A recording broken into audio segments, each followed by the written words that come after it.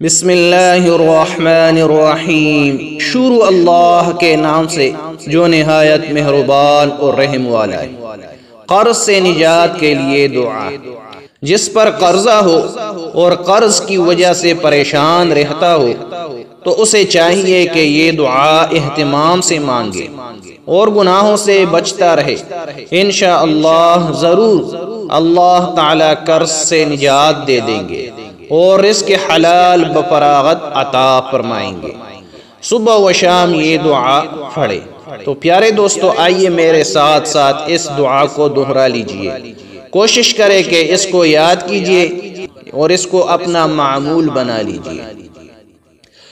اللہم انی اعوذ بک من الہم والحزن وأعوذ بك من العجز والكسل وأعوذ بك من الجبن والبخل وأعوذ بك من غلبة الدين وقهر الرجال۔